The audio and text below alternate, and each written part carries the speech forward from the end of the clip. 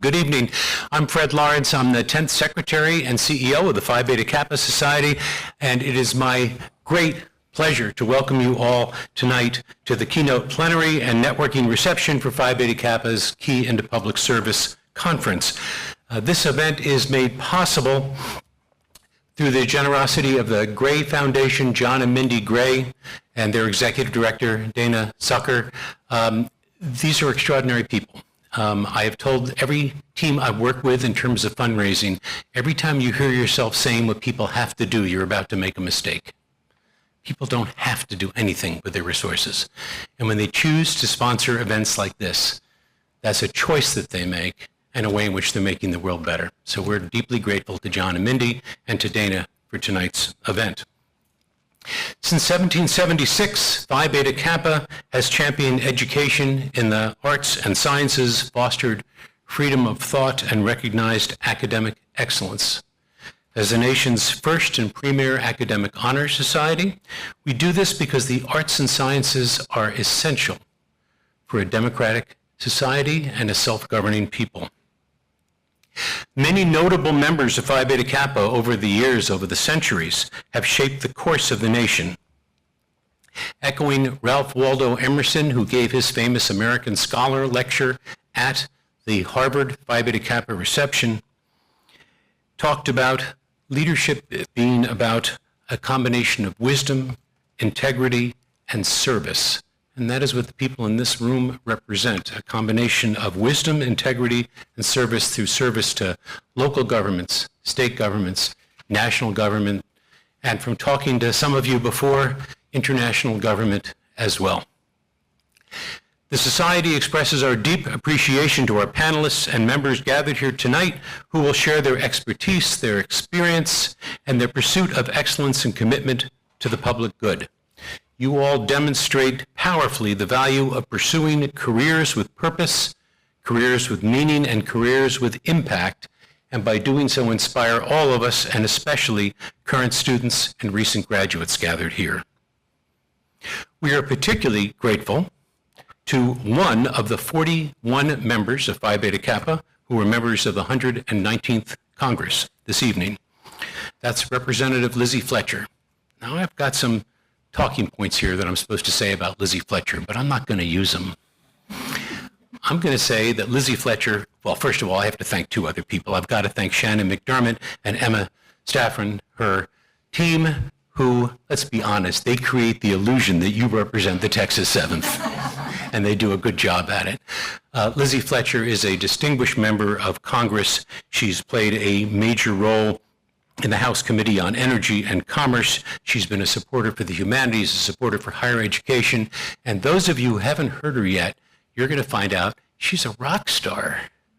When she did a Phi Beta Kappa event for us in Houston, she absolutely lit the place up. And so, you see, there are very few rights that the Secretary and CEO gets, but one of them is I said, I'm never going to speak after Lizzie Fletcher. And so I don't have to. Instead, it's my great pleasure to introduce to you Congresswoman Lizzie Fletcher.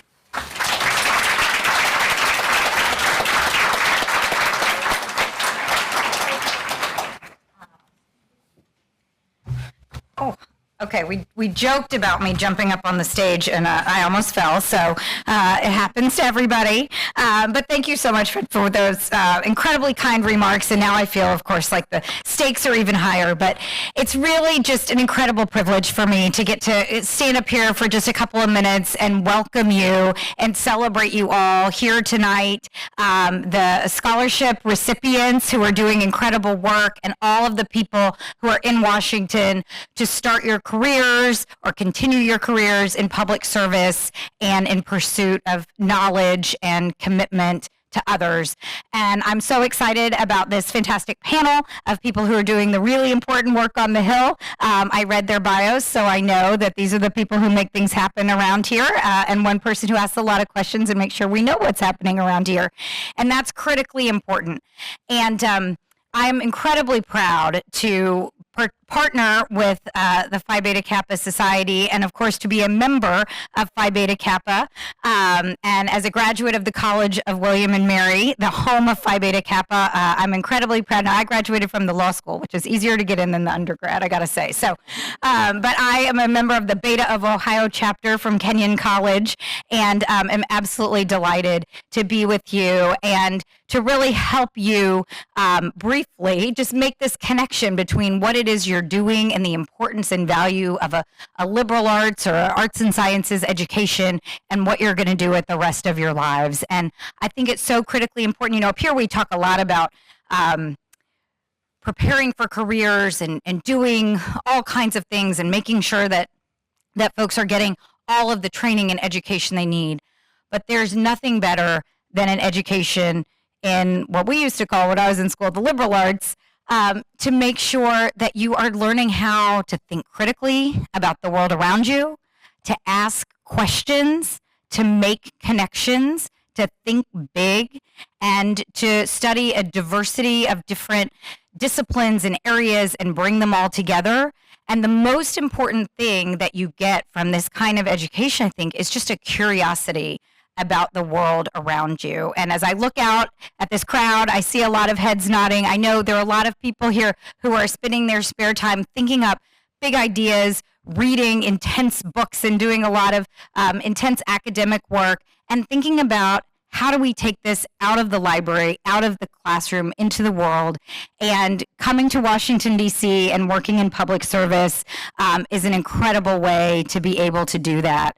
And so I feel incredibly privileged, incredibly lucky to get to use the things that I learned in college, but really that I've learned throughout my life as I've continued on, because what you have now received and what you will continue to receive is really the gift of learning how to think, how to question, how to make connections, and how to connect with others who are trying to do the same thing. And there's no better place to do it than a room full of smart, engaged people like the people who are gathered here today.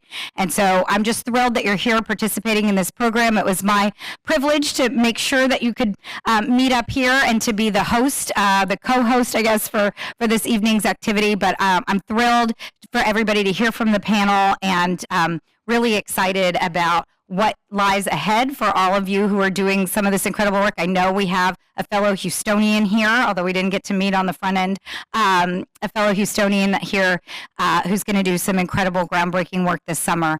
And I think for everybody, the most important piece of advice I can impart, I got as a student. And so it isn't about work as much, but I've found that this piece of advice I got when I was going to college, and so for those of you still in college, it's true, and you can see how it translates into your professional life. My dad actually gave me this advice, and I don't usually listen to his advice. I don't know about y'all, but I was like, yeah, whatever. But he said, don't take the class, take the professor.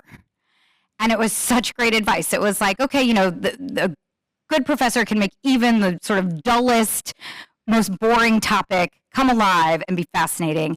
And something that sounds really interesting just falls flat when the person that is guiding you through it, you know, just isn't very good, right? And I have taken that. I actually took that advice in college, and it helped me become Phi Beta Kappa. And then I took that advice out into the world, and I now have this incredible privilege and 30 almost years of work experience working with incredible people. And that's what you get to do when you come up here and work on the Hill, I think, or when you choose to work in public service in any capacity, is to surround yourself with people who are committed to each other, to our communities, to our cities, to our country, to our world, and to making it a better place. And so you're already on the right path by being here, and I'm just so glad to be with you tonight and grateful for the opportunity to welcome you here. Thanks so much.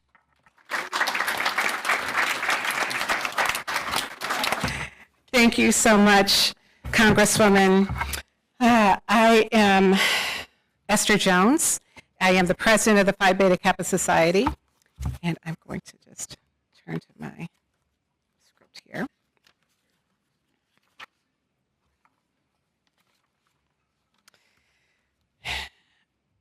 And I am the Associate Dean for Faculty Development at Brown University in Providence, Rhode Island. It's so wonderful to see so many of you gathered here today for this really special event. I would like to take a moment at this time to recognize the 20 exceptional students who have been accepted to the Key into Public Service program and have received scholarships, awards of $5,000 for liberal arts and sciences majors who have demonstrated interest in public service. Service scholars, will you please stand as you are able so that we may recognize you?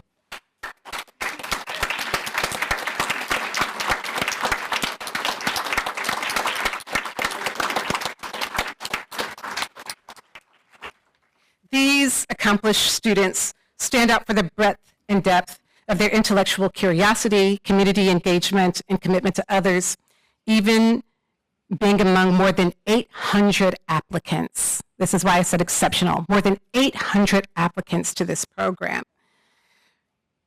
Our hope for you this evening, and for everyone gathered here, is that you will leave this room knowing more fully the power of your arts and sciences education.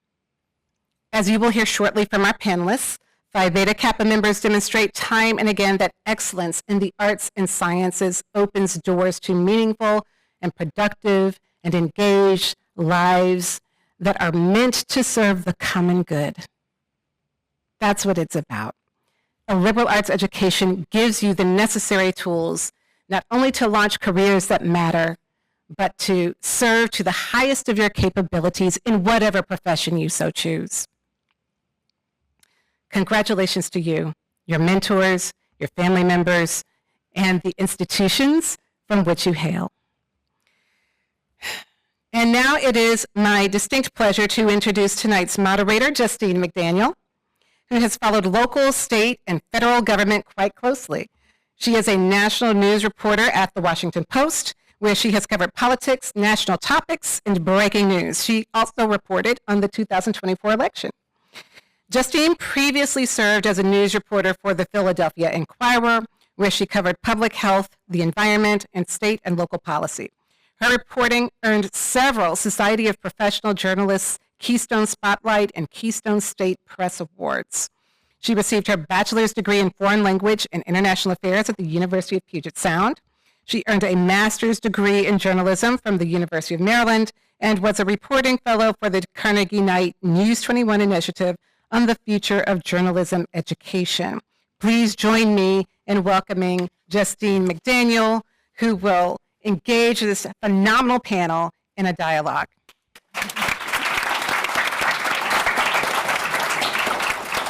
Thank you, Esther. It's an honor to be here, and it's great to see all of you. I'm so excited for this conversation and to get inspired by our wonderful panelists talking about careers in public service. Starting a career after college can feel daunting for arts and sciences students, especially when you have multiple different interests and maybe few connections. For many who come to Capitol Hill striving to make an impact while navigating polarization, institutional complexities, and public skepticism in today's landscape can be particularly challenging. And often the path to a public service career can seem uncertain or difficult to access. So our panel is here to help guide you in this moment of transition. They're going to be sharing real-world tips for interns, recent grads, and young professionals looking to jump into or advance in congressional work. As a reminder, the panelists will speak about their individual experiences and insights tonight and not on behalf of their offices, members, or committees. Let me introduce our panelists. Kaitlin Johnstone is a senior policy advisor for the Office of Senator Tammy Baldwin, focusing on key legislative areas, including tax, transportation, infrastructure, retirement, budget, tribal issues, and housing. Kaitlin's career in legislative service began 5 years ago as a staff assistant and intern coordinator for Senator Gary Peters. She advanced through multiple impactful policy roles, both in his office and the office of former Senator Debbie Stabenow, which is reflective of her deep commitment to public service. Kaitlin earned her bachelor's degree with Phi Beta Kappa distinction, triple majoring in sociology, health law and advocacy, and political science at Marquette University. There, she co-founded and led the Minority Scholars Mentoring Program, served as vice president of the Pre-Law Society, and contributed as a journalist for the Odyssey. She also holds a Master of Public Policy from Georgetown University's McCourt School. Haley Tran is a legislative correspondent for Representative Zach Nunn in the U.S. House of Representatives, where her issue areas include healthcare, education, and families and foster youth. Previously, she worked at the White House Initiative on Asian Americans, Native Hawaiians, and Pacific Islanders, and interned at former Representative Michelle Steele's district office. Haley earned her bachelor's degree with Phi Beta Kappa honors at UC Irvine, majoring in political science while minoring in biology. As a campus leader, she served on the campus-wide Honors Student Council and the Vietnamese Student Association, worked in the Center for Excellence in Writing and Communication, and conducted research on the impact of White House initiatives. She is the proud daughter of 2 Vietnamese refugees and grew up in Orange County, California, surrounded by her large, vibrant community and family. And Jordan Wilson is Director of Member Services, Modernization, and Innovation for the Committee on House Administration, supporting members of Congress and their staff across the Republican Conference. He also directs the Subcommittee on Modernization and Innovation, leading bipartisan projects to modernize the legislative branch and improve constituent services. Previously, he served as Director of Operations for Congressman Rob Whitman, spending over 5 years managing the congressman's schedule. Jordan also served on the Senate Rules and Administration Committee as a staffer for the 59th inaugural ceremonies. Jordan holds a bachelor's degree with Phi Beta Kappa distinction in Government and International Politics from George Mason University. He earned a master's in Global Affairs and Management from Arizona State University's Thunderbird School of Global Management. Please join me in welcoming our accomplished panelists.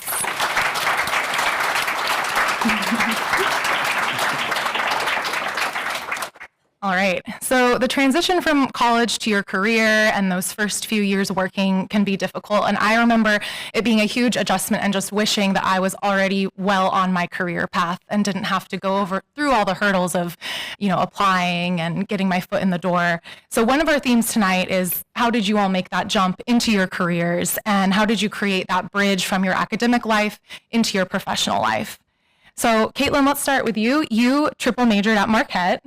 Was there an academic experience in all those majors and all that work you did, a class or a paper that unexpectedly turned out to have prepared you for a real life challenge you saw once you got into your job and started working on the Hill? Yeah, sure. Can you all hear me? Okay, great. So I would go with a class that prepared me very well for just a job on Capitol Hill, and that would be just my research courses. So my capstone course, and then I also did an independent study when I was at my undergraduate university. I worked directly with a professor on her research and supporting her efforts for a semester, and then my senior year went into a year-long capstone course.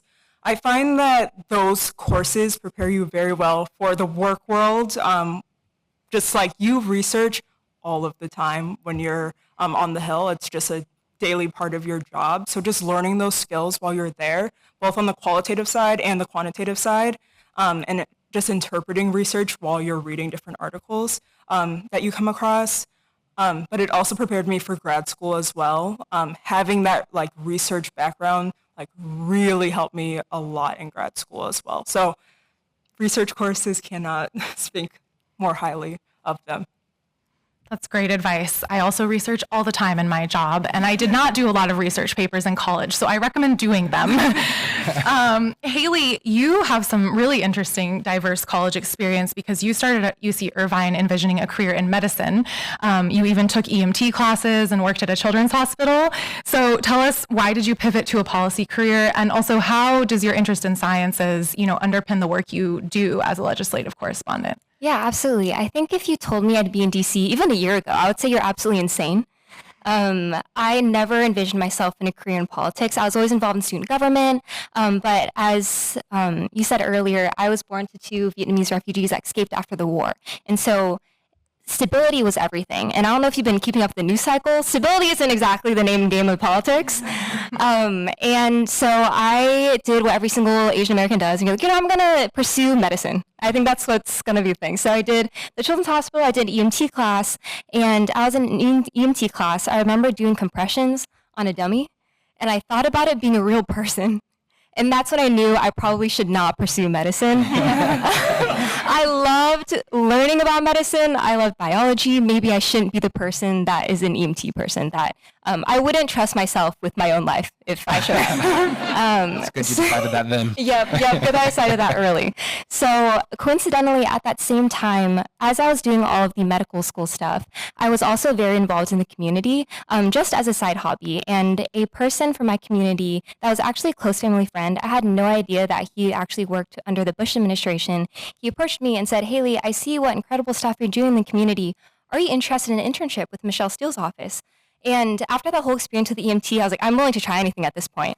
So I went to the district office, absolutely loved it. And I think I didn't necessarily pivot my interests. I think I've always been interested in government, in politics, but it was more of a pivot in mindset where, hey, this is an actual viable option that I can pursue. And people in my community have done this and they've succeeded.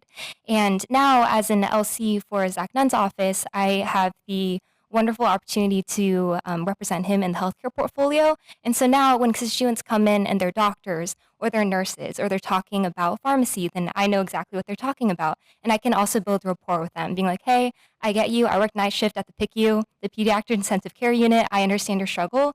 And also understanding policy from two perspectives, from the person it actually impacts to the person that's crafting that policy, has been an absolutely indispensable experience. So that is a long-winded way of saying the interests that you gather and the experiences that you have, it all comes full circle in the most unexpected ways. And I'm just very lucky to be in the current office that I am doing now with the current experience that I had in the past.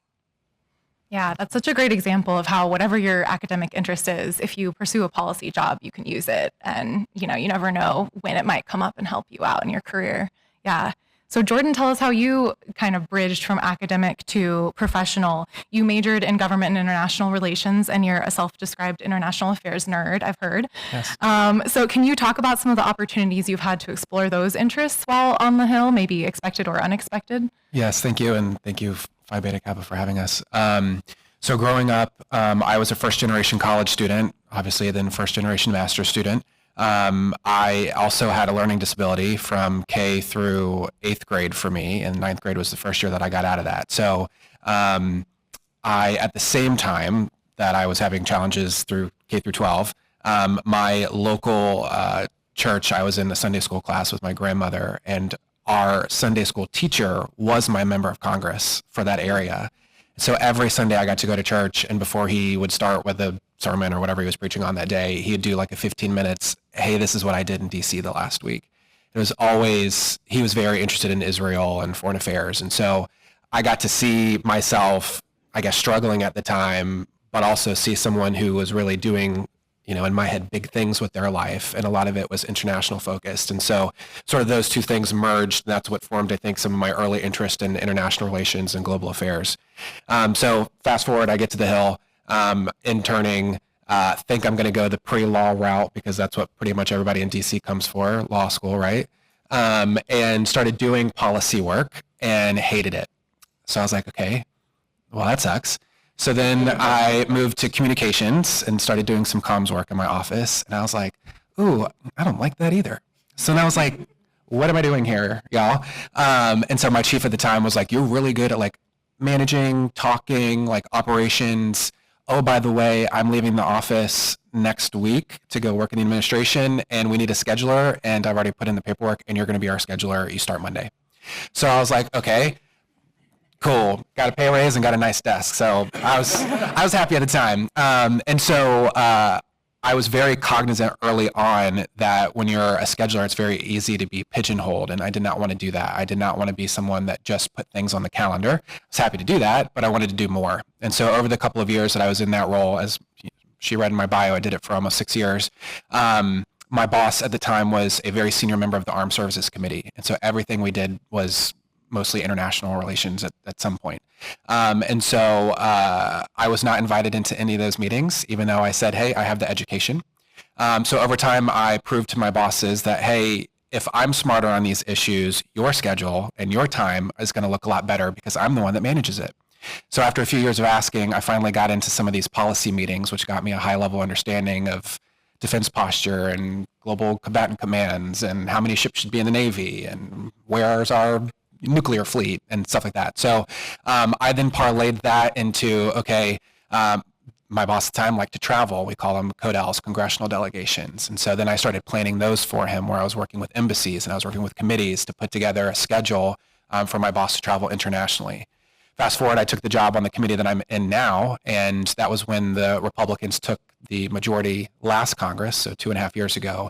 And my chairman now, Chairman Brian Stile, was very new. He hadn't been in Congress for very long. So most of his time had been in Congress during COVID, so he didn't get the chance to travel. So he looked around our senior staff at the start of the 118th Congress and goes, who knows how to put on CODELs? I want to have a more robust policy than our committee's had the last few years. And I said, well, I've planned like 40 of them because I was a scheduler. And he goes, cool, it's yours. And I said, well, I've just got one caveat, sir. And he was like, what is it? And I said, if I plan it, I get to go on it. And he was like, done. So advocate early for yourself. And in the last year and a half, we've gone to almost 20 countries. So we get to do a lot of travel. I'm the head of congressional travel for our committee. So anytime any members on our committee want to travel, I'm the one that they've got to come to. I'm the one that plans the trips.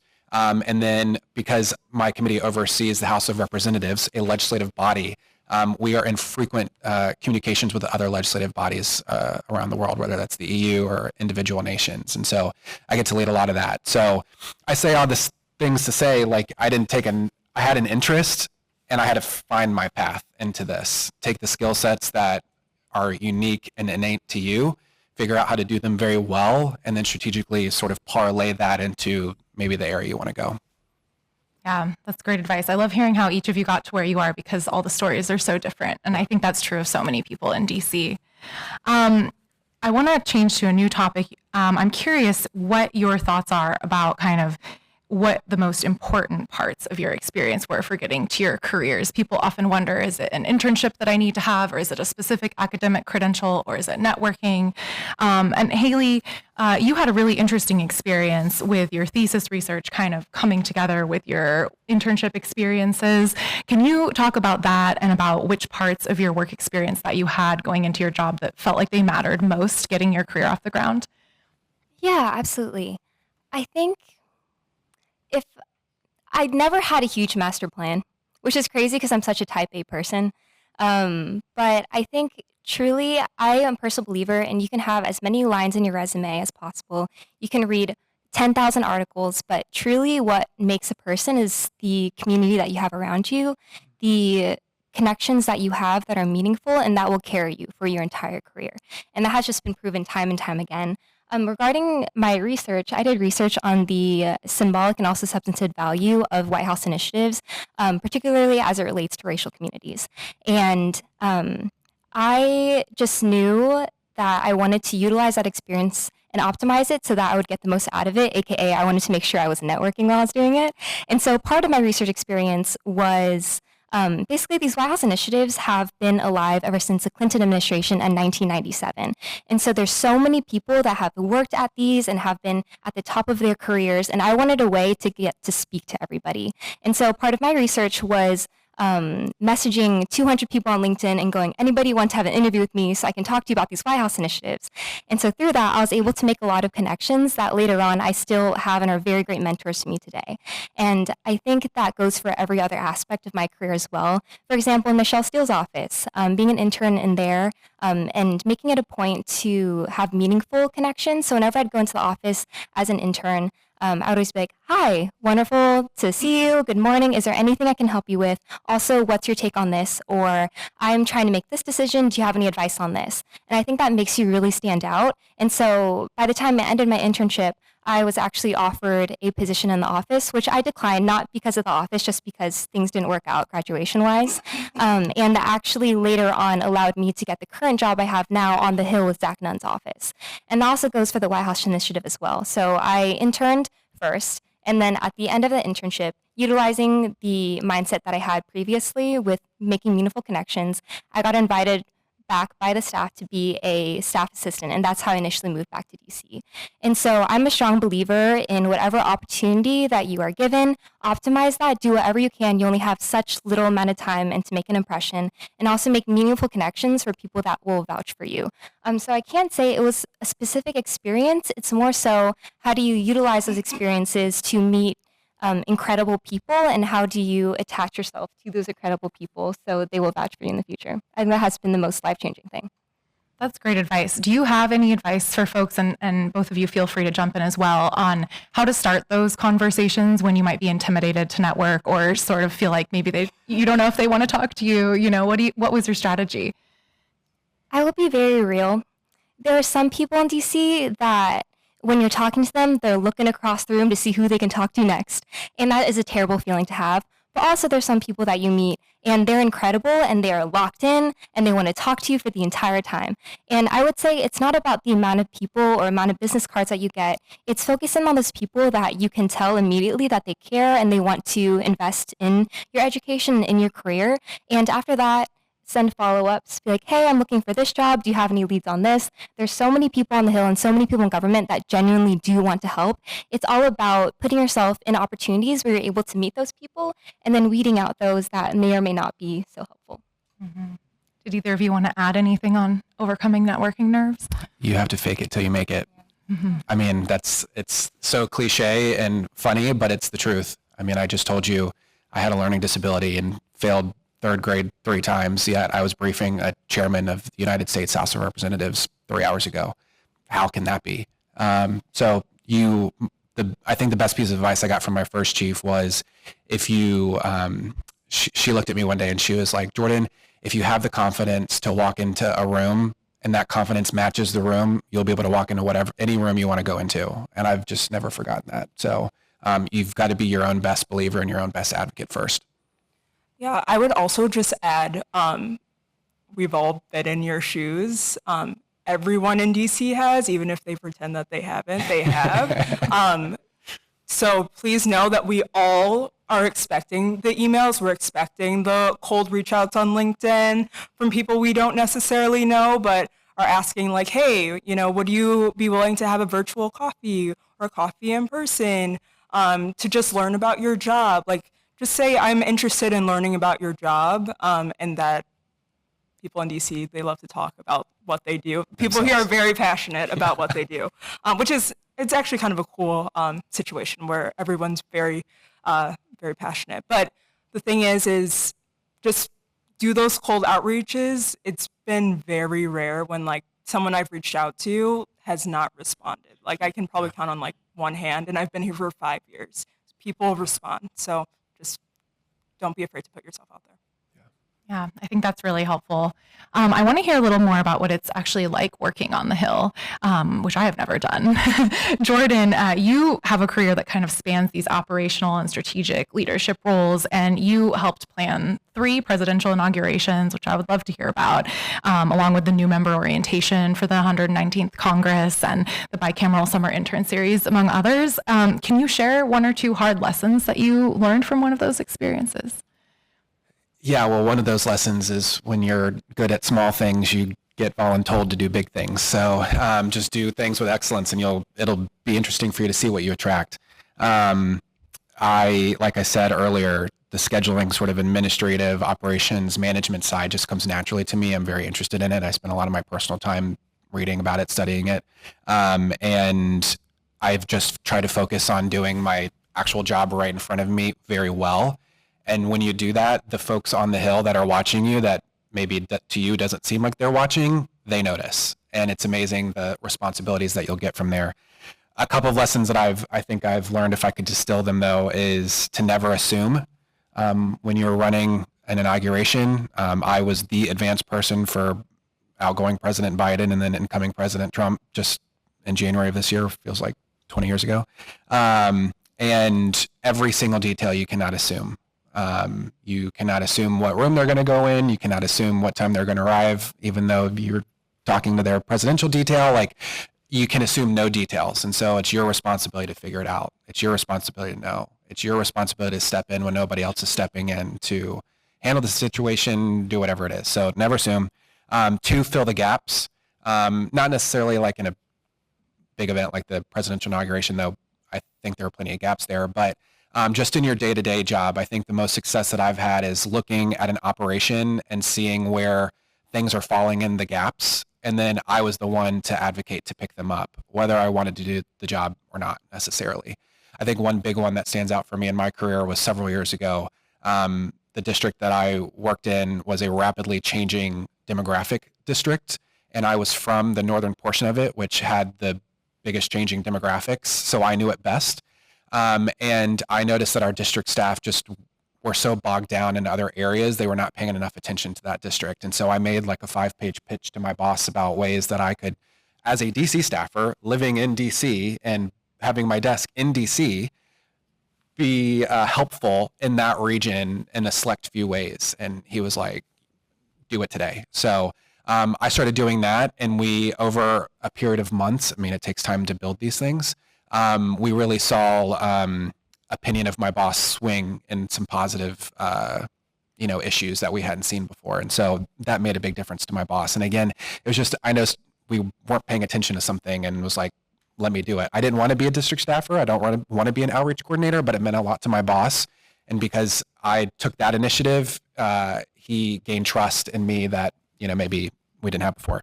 And then the last, and I think the most important one, is you have to be able to see the puzzle piece from a 30,000-foot view as well as right in front of you. It is very hard to operate at both planes of perspective. I think you generally find people that are really either good at the big picture or they're really good at the details. You do not find many people that are good at both. And I think, if I can toot my own horn, I think I'm pretty good at that. I can, from my scheduling days, I can tune out and see the larger picture of where my boss is spending his time, and are we checking his priorities and making sure he's in the district and making sure he's traveling and making sure he's at the committee assignments and the speaker has what he needs from him. But I can also get in the weeds and say, okay, but boss, right now, the speech you're giving, you need to talk about this point, this point, and this point, and we're going to message on it this way, and this way, and it's going to translate to you being seen by this audience tomorrow, this day, and then in our franking campaign next week. So, like, again, have the high level, but also have the low level, and you'll get some interesting experience, I think. Yeah. I like how one of the takeaways from what you said is the same as the networking takeaway, which is proactively raise your hand, which I think is just great advice for your career in general. So I would remember that one. Kaitlin, working on the Hill when there's so much news out there, which I can attest to as a news reporter, there's so much going on, and you have a whole bunch of policy issues that you are responsible for. Can you share how you stay current and updated on all the news in your issue areas and kind of sort through everything that's coming in? And then how do you create policy recommendations based on that? Oh, yeah. So there's a lot of news, as you said. And we read news all day long as legislative staffers. So at the start of the day, our comms team sends around an email that says news of the day. And it's international news, U.S. news, what's happening in the administration, what's happening in Congress. And it's like 3 of the biggest articles for each of those slots. And then we get our Wisconsin news, which my boss, she represents the state of Wisconsin. So we have our news clips that we look through at the start of the day for Wisconsin-specific news. Then we have our issue area breakdown. So every morning I read top news for tax, top news for transportation, top news for housing, top news for budget. And then I get emails twice a day on my issue area portfolio about just what's happening in those things. And then I have my breaking news, which goes off a lot, where we see a lot of breaking news throughout the day, and we need to make sure like we're flagging that to our boss because something can break, and then our boss is grabbed in the hallway after a vote, and they're like, "What do you think about this?" And she's like, "What is going on?" We want to make sure we're flagging things super early to make sure that our bosses are always ready when our lovely folks on comms are approaching in the hallway. But I'd also say that when it comes to making recommendations, so much of it is, one, knowing what my boss will want to respond to. I know her priorities really well. I want to make sure that, we're staying up to date on, these things are happening in your priorities. Like, let's respond here. I know that these stakeholders are going to really care about this one particular breaking news. Like, let's do a letter, or let's join some legislation. Coming up with new policy ideas, a lot of those come from things that are flagged to us directly. We're taking meetings all day as legislative staffers with different folks who have a lot of different concerns. Some of them may differ a lot, like some of our ag folks may have something that our transportation folks don't necessarily like, but it's very important to our agriculture stakeholders. So always weighing like how each side is going to view different legislation and making recommendations about it that way is really important. But again, just always like proactively also thinking about what are new ways where your boss can like stand out. It's like, let's say there's no legislation out there on this particular issue. What can we do to create a new bill to make sure that we are having something out there that would address an issue? So again, there's a lot of news that's happening, but there's always ways in which we can respond. And something that I always say as a staffer is that I never want my boss to be on a plane and be stuck with someone sitting next to them. They go back home every single weekend, and then long periods of time when we have when they're not voting on the Hill. I'd never want her to sit on a plane next to one of her constituents and they ask her what she's doing about an issue, and this is the first time she's heard of it. So because of that, I want to make sure that we're at least saying, "Oh, my staff is in contact," or "I just signed on to this letter. I just signed on to this bill. I just introduced this legislation." Great. And while the spotlight's on you, Kaitlin, you got your master's degree while you were working on the Hill, right? Can you tell us about that? And do you have any advice for folks who are thinking about getting a master's while working? Yeah. So I did a part-time program at Georgetown. So a lot of people actually do this in DC, where they will go to school at night and work during the day. You have to really decide like what your priorities are if you want to go back to school. And they do this for law school too, because I assume there are some folks in here who might be interested in law school. Are you willing to, during that time you might not have as much free time? Like I went to class, or I went to work from 9 to 6, and then I had class from 6:30 to 9 p.m. During the school year, but then I did classes over the summer, so those classes went to 9:40 p.m. So those are like 12 plus hour days. You have to figure out, do I want to work and make money and grow my career and also do classes at the same time? Or would I prefer to take a break from work or not work right away, go to school and do internships? It really is just a personal, like, what is best for you. I liked doing my program, but again, like I wasn't able to do as many like student organizations that I would have if I just went full time and went to school for 2 years. So it's all about weighing, do you want to continue growing your career or do you want to take a break?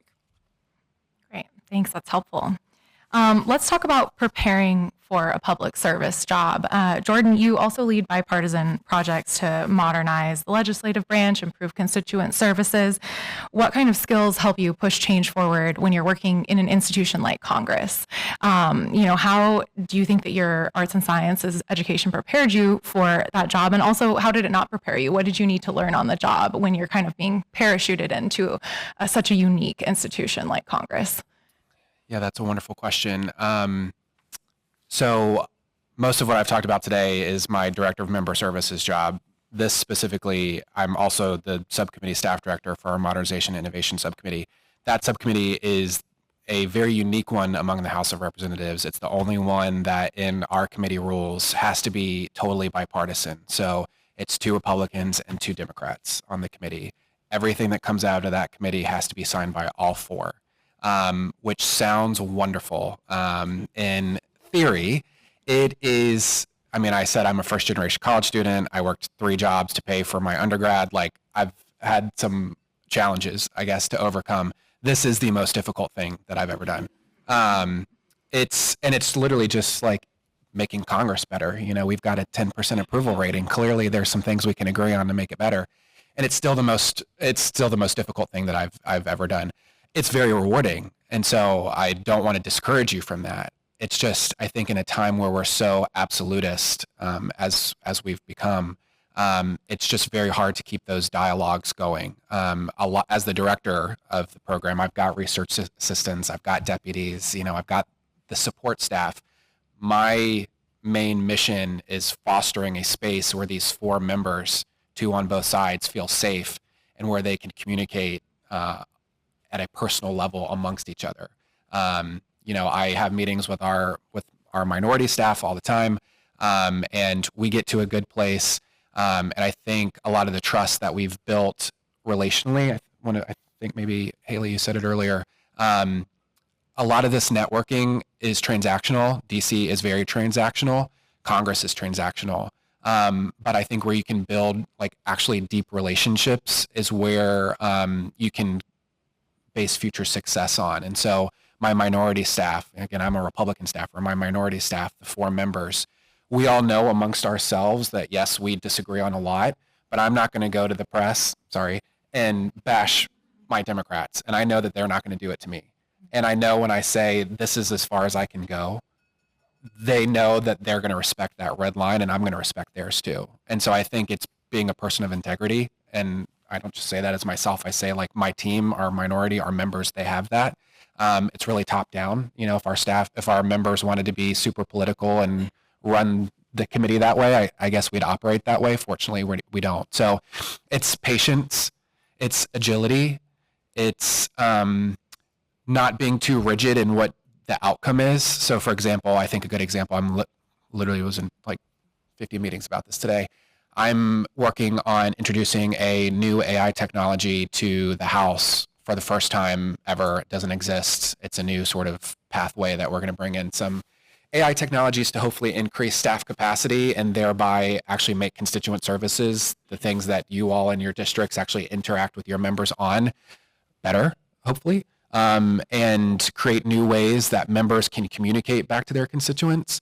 And it's millions of dollars. And that has been a hard negotiation, not only with the big tech companies, but also with our cyber teams to make sure it's safe and secure for a congressional context. But also we've got the Republicans and the Democrats on our committee have a very different understanding of the role of technology in Congress. And we've got to be respectful of all the varying roles. And perspectives. And so, we made an opening pitch. Republicans made an opening pitch. Our minority did not like that. And I could have said, okay, well, screw that. We're not doing it anymore.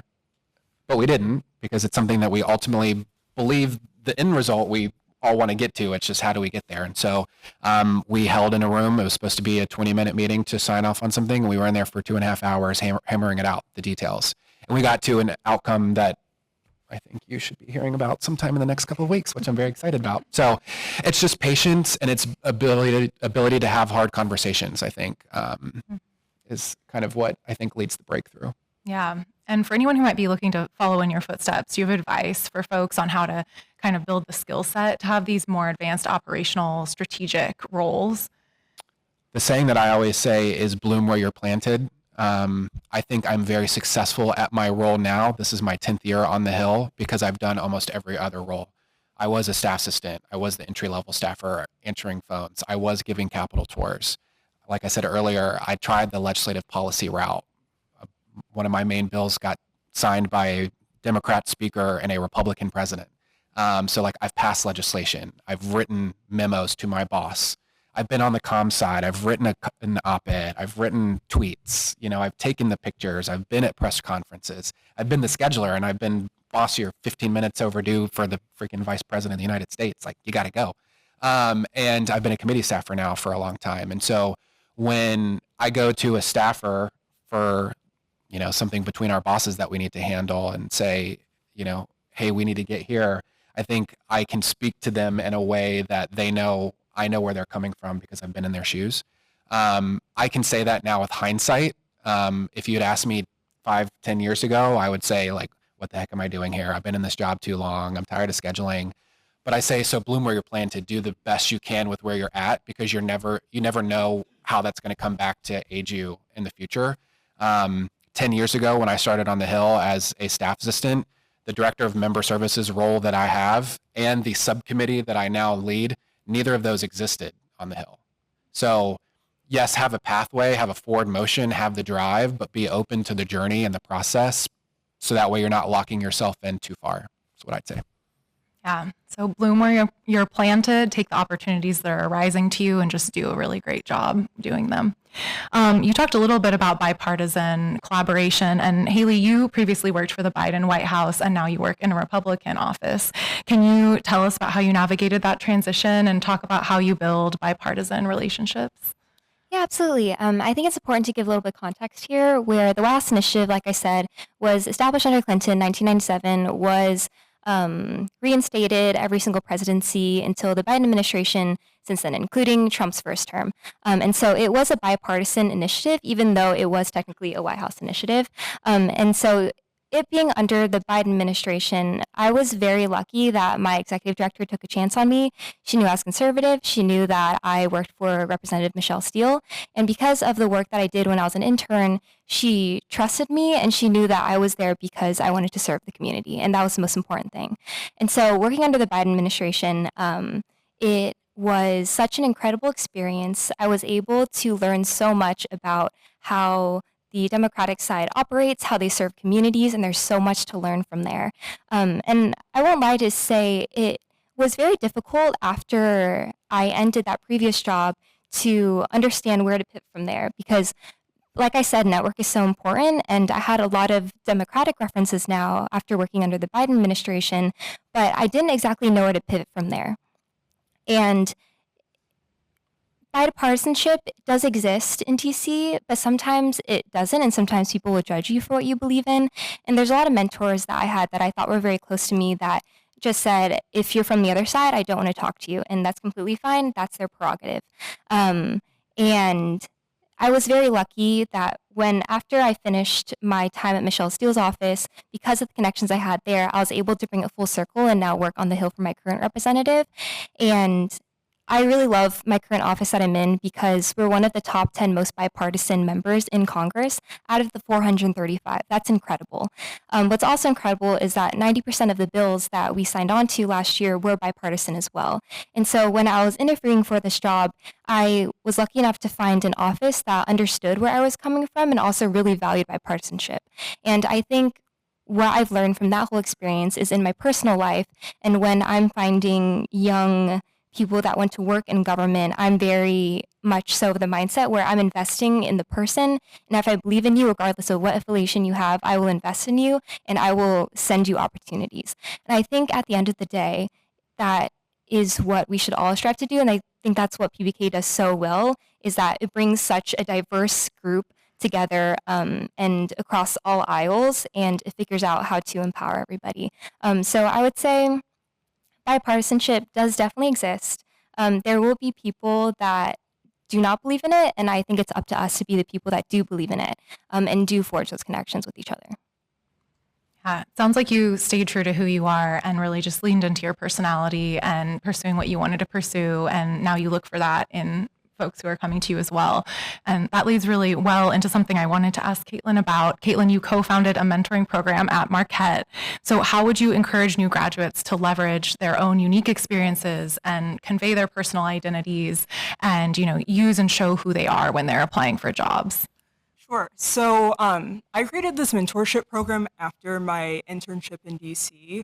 So when I was a junior in college, a first semester junior, I was out here. I was interning in the Senate. One of the other people in my DC program, she was interning in the House. And we quickly learned how much networking really mattered in DC. And so we learned so much going to different receptions, doing one-on-one coffees with different staffers, learning their journeys on the Hill, and just learning the art of networking, to be quite honest with you. I went back to my university in Wisconsin, and I pitched to the administration at my university, we really need to teach students the importance of networking now so that they learn networking skills while they're still an undergrad before they go out to the workforce. And I pitched it as a minority-centered networking program.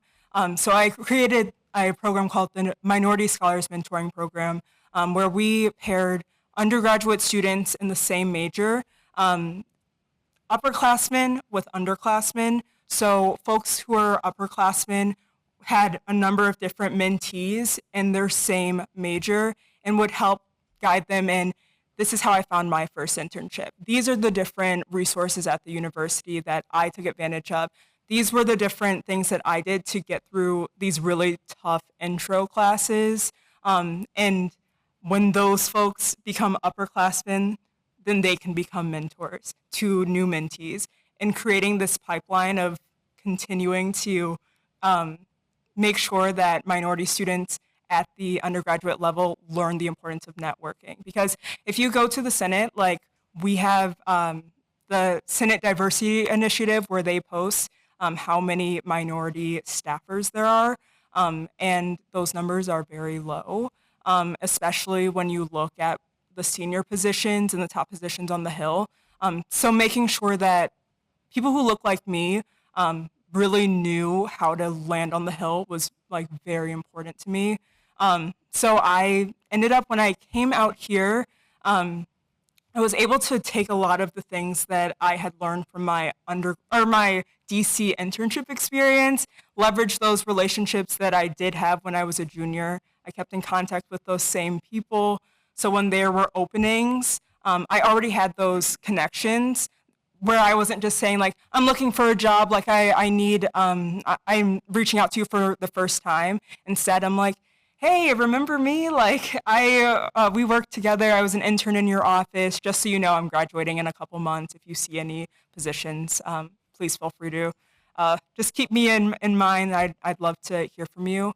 Something that people don't always know is those entry-level jobs on the Hill, people get like 100 plus, easily 100 plus like applications to those jobs. So making sure that you are knowing a couple of people on the Hill who can advocate for you is really important, because making sure that you're standing out of those 100 people who are applying to that job, it's just an important thing to do. So knowing the different things that you're bringing to the table when you're talking to folks, when you're speaking with people, letting them know, like, this is a little bit about me, would love to know a little bit about you. Making connections that way is always important. And also when you get into the job, networking is still extremely important. So much of my job is like negotiating bill text and getting people to, join us in different things that we're working on for our boss. Having different relationships in different offices is so important. Even people across the aisle, like I'm constantly talking to Republicans all the time about like, hey, and we especially need to do that now that we're in the minority across the board, making sure that we have folks in different Republican offices that we're consistently talking to and saying like, working on this thing, I know your boss cares about this, I know we care about this. Our bosses might not agree on 90% of the other things, but we care about this one particular thing and we'd love to work with you on it. So just everyone, like, I know Gen Z gets a rep of like, we're not great at like talking to people who have a lot of differing opinions from us, but like, trust me, we can all find different ways to connect with folks, and then it will help us in our careers, it helps us in our jobs, and just keep that in mind. If someone is starting from zero right now on having mentors or experience in DC, what would your advice be? Should they contact an upperclassman or alumni to try to help get those connections, or is it the cold reach outs? What kind of strategies can you offer? Yeah, I would say looking at the alumni from your universities that work in the positions that you're interested in. Even if you're not going to work in that particular, if you're vaguely interested in something that someone's doing, just being like, hey, we went to the same university, we have that in common, like, would love to chat with you about your job. I think that's so important to tap into alumni. And then also, again, reaching out to upperclassmen. I know you all are already there, but like reaching out to alumni and reaching out to your peers that are also in the same boat as you, hearing how they're approaching the job search is always important. Great. Can I just add on that? Yeah. Also think about your background and your experience. What states or districts do you have connections or relationships with?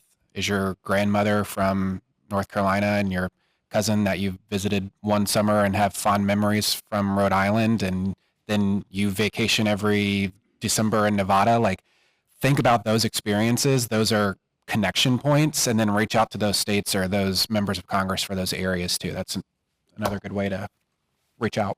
I'm going to jump in a little bit too. And I also think a viable question is also, how do you get someone to invest in you? And I think what's especially important in DC, everyone is so busy, but also everybody wants to help. And I can't tell you the amount of times where I've gone to coffees with people and they kind of just have no questions and no asks, and I don't really know what to do, and I want to help, but there's only so much I can do if I don't know how to help the person. And so I would say whenever you're in the coffee chat, 2 tips. Number 1, do your research, right? So like understand who the person is, have a specific questions that are tailored so you can impress them. And also number 2, have a specific ask. Whether that is, hey, I just applied to this, do you mind flagging my application? Or do you know anybody that's in that office? That is extremely helpful. Or even just, hey, I'm trying to debate this about my career. Do you have any takes on that? Or is it okay if I continue to ask about this after a coffee? I think specific asks like that make it really easy for people to invest in you. And yeah, just make sure you know what you want to say before you go into the conversation. Can I say one quick thing? One quick thing to add is, if this doesn't sell you enough to network, I hope it does. So many jobs aren't posted. So many jobs aren't posted. So many jobs are sent to the people that you know and say, hey, we're hiring for this. You know anyone interested? Like, that should give you incentive to just be like, let me make connections. So people have in the back of their mind that you're looking for jobs. So when they see something that comes across their plate and they get those emails that someone's hiring, they can send you like, hey, this place is hiring just in case you're interested. Like, so many jobs are filled with just like word of mouth. You know, they're not posting yet. They're looking to see like who might be interested. Like, I hope that gives a little incentive, just the importance. Just to quantify that, I opened a public job, the only job I've ever hired for, and I probably hired over 100 people in my 10 years here. I opened it publicly for 4 days, and I got 500 resumes in 4 days. I don't have the time to look through 500 resumes. And additionally, the House of Representatives resume bank, which is publicly accessible, maybe some of your resumes are in it now, there's over 33,000 resumes in it right now. So just like, I mean, to the points here, if you're just relying on those tools, you're missing everything. Your name's never going to come up. And so networking is the way that you're going to get one of these jobs. I would also, just as a tactically, have a spreadsheet that you're tracking everybody. When I was a staff assistant, intern, even now, I still keep it updated. I have an Excel spreadsheet. It's nothing glorious, but it's the date of the meeting. It's the name of who I met with. It was something funny or fascinating or interesting about that conversation that I could harken back to. And it was the date that I met with them and their contact information, what office they were in, what position they were in. Very basic fields of information. And I would, when I was looking for a job or an internship, I would go through, and every 3 weeks I'd email those folks, and I would keep updating it, and it would keep growing, and I would keep asking for 3 more people that they could connect me with. And then, I mean, then everybody's following you on LinkedIn and asking for meetings. So it's hard work. It does begin to compound at some point, and that's a fun place to be in. And if you don't take the time to build and maintain is the key word there, your network, it's not going to be there for you when you need it. Great. Those are some really great, concrete, actionable tips. Thank you, guys. And I would say, too, if you're going into a networking meeting and you're nervous about what to say, it's okay to bring notes. I would much rather meet with someone who looks like they care and looks prepared. And if you find yourself stuck, you can look at them, and eventually you won't need them in these meetings. But it's absolutely okay to give yourself a little boost and a reminder. We are going to open it up to questions from the audience. We have someone who's going to come around with a microphone. Yes, wonderful. And we have about 10-ish minutes, so if you can keep your questions kind of brief, we'll try to get through as many as we can. Hi there. Hello, very nice to meet you all. My name is Amelia Rivers, and I'm representing Florida State University from Tallahassee. Thank you for this excellent panel. Right now, things are a little bit difficult. My goals are to be a music journalist and to work in public media. And everywhere that I look, it seems like opportunities are blowing up. Professors who attended my thesis party, because I love a good party, were talking about leaving Florida State and going to other countries to continue their research. And that was especially difficult to hear in the aftermath of the FSU school shooting. I'm also going to do a Fulbright in Columbia. And I watched in real time as the slots for the English teaching position went from 75 to 25. And the fact that I still was able to get it, I don't know the answer today. When things are uncertain, I feel like a lot of people feel the impulse to quit. My motto is when things get tough, the tough get going. So I'd like to ask you all, was there ever a moment in your career where you felt so uncertain that you felt like quitting? And how did you overcome that? Thank you. Great question. Mine was on January 6th. I was a member of the inaugural committee at the time. The inauguration was 2 weeks later. I was in the Capitol. I was held in a secure housing area by a SWAT team. I was tear gassed. I was spit on by insurrectioners. I was held for 7 hours in the basement. I was there when the Senate came back in session, I think gloriously, and I'll always remember that. I wanted to quit the Hill after that. Why would I want to continue to do that? My mom wanted me to quit the Hill after that. And it felt so broken. And I think to your motto, while that was not specifically in my head, I think the spirit was in my head. So many people left, and we needed good people. We needed real people to continue on in public service. And so that's why I kept going. So. Mine happened on Inauguration Day. So soon after. So I started working for the White House Initiative as a staff assistant, and my contract was supposed to go for an entire year. 6 months in, the Friday before Inauguration Day of this president, I got sat down by my boss, like, Kaylee, we think you're doing a great job. We're going to give you a 25% pay increase, a job promotion. I was like, wonderful. My friends were in town that weekend, had so much fun. And then Monday rolls around, Inauguration Day, I get a text and goes, oh, the White House Initiative doesn't exist anymore. And I go, oh, okay, I don't have a job. I guess there goes my promotion. I'm over here by myself in DC. What do I do? And I thought a lot about throwing in the towel, 100%. I was like, I should just go back to California. I miss my family. It takes so much for me to be out here. But I promised myself a timeline. I'm like, you know what? 2 months, I'm going to really try to network, really try to make it happen. If nothing works, it's not quitting, it's redirecting. And that's completely okay. And I was lucky enough to where my network allowed me to stay here with my current office. But I think whenever you're thinking about quitting, I don't even want to call it quitting because it's always going to be so many different jobs that will give you the satisfaction that you want.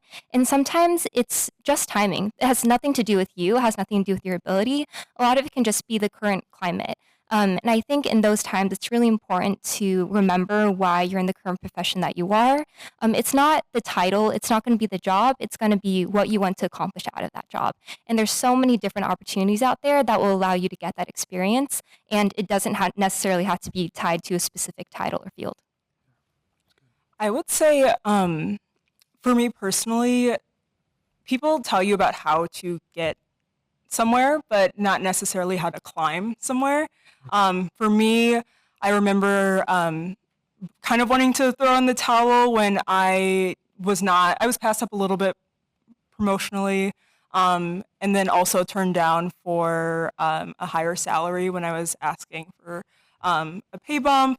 And asked both of those things at the same time and got told no for both. And I was like, oh no.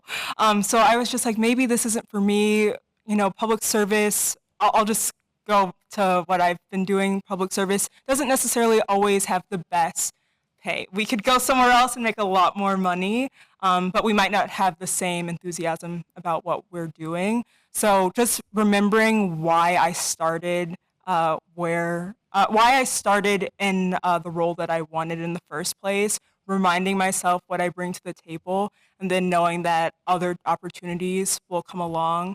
And then I just started, honestly, when I really was like, I know myself, I know what I bring to the table, I'm ready to start applying externally. That's what I did. So just, it's always about like rechecking in with yourself, like, how am I doing? Like, how am I thinking about the situation? And reminding yourself like who you are and knowing like you've got this throughout your life. You've been able to manage up to this point. You can get through this current stage that you're in. Great. Another question? The microphones are coming. Hi, thank you for your time. My name is Rotimi. I got UNC Chapel Hill. I'm just curious, how, if at all, do you guys use artificial intelligence in your work on the Hill? Oh, I'd love to hear y'all's answers. So my committee on the House side governs the AI policy that all members of Congress have to abide by. They don't always. Our general perspective is that there's an internal website that House staff have access to, and listed on there, there's 8 guardrails that we ask for safe use. Things like publicly disclose if you're using AI when you're talking to your constituents. Don't create artificially generated things and have your constituents think you just created that. Things like that. Only use approved technology in the House space stuff. But then also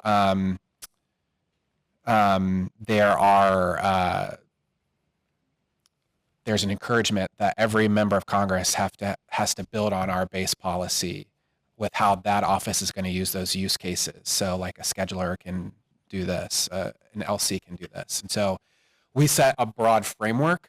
For me specifically, like I said, I'm piloting some AI technologies now because I'm trying to bring them to Hill staff. So I have a ton on my computer right now because I'm just trying to vet technologies. I use ChatGPT Plus. It's one of the approved ones for House use. I have it draft emails for me. I have it draft one-pagers, memos for me. One of the best things that we get like lots of charts and like presentations and stuff, and I don't have time to read all of them. And so I just drop them in there and I'm like, create a slideshow for me or pull out the top 10 bullet points for this. And, you got to use it like a good intern. They can get 90% of the way there, but maybe it's not 100% of the way there. So like you got to do your due diligence there. But I think it's sort of those more basic methods right now. ChatGPT Plus and I are besties. Love ChatGPT Plus. So my role as a legislative correspondent is I'm basically front lines of communication. So every single constituent that writes into the office, it filters through me, and then I filter it to leadership. So to put things in perspective, since the 4 months I've been on the Hill, I've closed 115,000 messages and gotten back to that many constituents. And that's an unprecedented number, right? And it is impossible for me to understand every single issue, read every single article out there. The best thing that I like to do with ChatGPT, I always ask it to send me links because I don't trust its information a lot of the time. So I'll say, hey, I'm researching this issue. Can you provide me the top 10 links that discuss this and will provide me context? And I'll go into that and then I'll utilize that as a tool. I think it's always important to understand that AI should always be used as a tool and not as a substitute, because at the end of the day, constituents put you in your job. They don't put AI in the job. So, yeah. I have a short, boring answer to this. Like, the only thing I do is if I type something in Google and the AI overview thing comes up and I see the quick answer and the links on the side, I'll click one of those. That's all I use. Another question.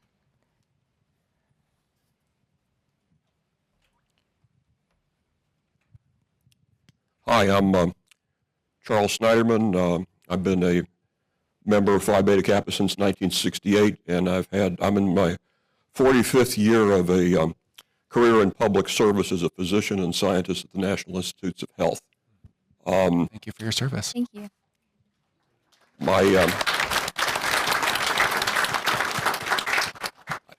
I think you've probably already intimated an answer to this question, but how do you handle an elephant in the village? And I mean this pun fully intended. An administration which not only does not consider education, the arts, and sciences worthy of support, but in fact sees it as a danger.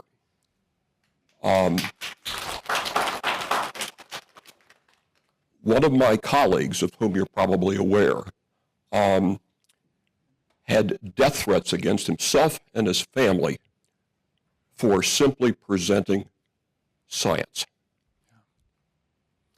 Well, I think and his Secret Service detail was pulled January 21st. I'm sure.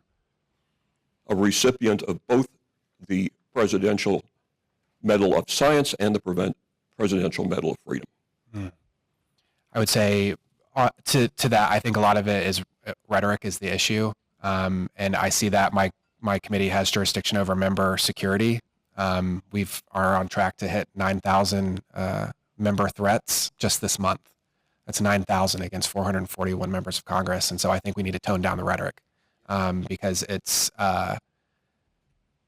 encouraging people to do things that maybe they shouldn't be thinking about, shouldn't be in our public discourse. So that's number one. Two, and I particularly get this when I travel internationally. I am a Republican, have been my whole life, and I work for a Republican member who's proud. I work for Congress, and Congress has its own Article 1 legislative power. And my committee, my subcommittee that I talked about earlier, is built on strengthening the capacity of Article 1. Congress as a whole, House and Senate, is a $4 billion branch. And the executive branch, regardless of president or Doge or whatever, is a $4 trillion branch. So how are we as a institution, that's Article 1, President's Article 2, so the founders framed us first. We are the ones that are closest to the people. All of us, all of our bosses bipartisanly are the ones that represent the people closer. How can we effectively oversee the executive branch, the judicial branch? How can we maintain our dignity, our things that we think about quite a lot and we're trying to invest in? And quite frankly, Congress is the one that holds the power of the purse. The president proposes and Congress disposes, is what we say on the Hill all the time. And so while I think there are a lot of media narratives that make it seem like Congress just goes along with whatever, the current president wants or any president wants, I can tell you I'm in conversations where we're actively pushing back all the time. We're writing legislation where we're curtailing powers. We're revisiting rescissions and recommendations that, though one person may want them, they're probably not going to make it through the entire legislative process. But talking about it and having that discussion, I think, is the important part for us. And once it makes it through the discussion, it normally ends up very different than the starting point. Anything y'all want to add? So it's a hard reality. And I think an important conversation to have as well is how do we as a new generation redefine what we're given? And I've always been very passionate about this. I was working for one of the DEI initiatives that got slashed. And my work was called actively detrimental to society. Obviously, I do not believe in that personally. And you have to push back harder. And that's why when I joined the Hill, I started to be on the board for the Republican and Asian American Staff Association, because I think we're at a very unique opportunity right now with unprecedented times, also is unprecedented opportunity to make change. And I think it is genuinely up to us to be able to redefine what this next age of politics looks like. And I think that's so exciting to be able to do. Yeah, it's not an easy question to answer. I think that the panelists have done a good job with answering the question. I think that it's standing in what our bosses believe in, and if our bosses are hearing a lot of pushback on certain things, and our bosses agree with what this pushback they're getting from their constituents and standing up for the things that that they've worked hard on. I think that's our job as staffers to support our bosses in those pushback conversations. Can I just add in there? You said that you're a 45-year public service veteran. It's people like you still showing up to work every day that makes the difference. Yeah. I'm glad that you do. Do another 45 years. Literally, it's folks like you sitting in this room that are interested in public service, that have a variety of backgrounds and upbringings and races and colors and connections and beliefs. Show up for work. It's hard. I mean, I didn't want to show up to work this morning because my first meeting I was been dreading for 2 weeks, but I still did it. It's just, you just keep pushing on. You keep taking that next step. My 10 years, my first week started with Republicans speaking, ousting our speaker at the time, John Boehner. And ever since then, I always say it's been unprecedented times. I've never been here for a precedented time, literally. And so how do you get through that? You just You just keep going. You have an optimistic, I'm always a glass half full guy. Like, you just keep pushing. And I firmly believe, and I get to see a lot of America. I get to see a lot of America, not just in America, but America abroad as well. I firmly believe that we have a generation coming up. We've got folks that are engaged, that are in the field now, that are actively going to carry America to a place that I believe we should go and I want to be a part of. And so I encourage you all, just, you said this is the last question, like, we need you. We need you. We need your experience. We need your background. Congress needs you. There's no degree, there's no background that we don't need. Congress touches every single issue, every single field, every country. We need you. So I would just encourage you, if you need help, reach out to any of us. All of our emails are public. I brought business cards. Happy to be helpful to you in any way that we can. But just keep going. It's a great note to wrap up on. Thank you all so much for sharing your experiences. This was so interesting. Thank you to Representative Fletcher, and thank you, Kaitlin Johnstone, Haley Tran, and Jordan Wilson.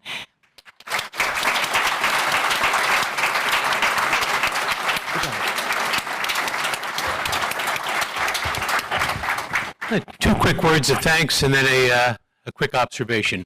One, Justine, you needless to say, did not thank yourself. So let me do that. And for a panel that I think they gave us wisdom from the head and wisdom from the heart. You don't always hear both of those in this town. And a willingness to talk about things that are not easy to talk about and to talk about them frankly. And the head nod coefficient was pretty high. So thank you all for your service and what you were willing to share. I would also be remiss if on behalf of all of you, I didn't acknowledge my colleagues in the room, but particularly I'm going to embarrass two, Ann Wise and Delaney Boyd, for their role in making this event happen. Would you join me in thanking them?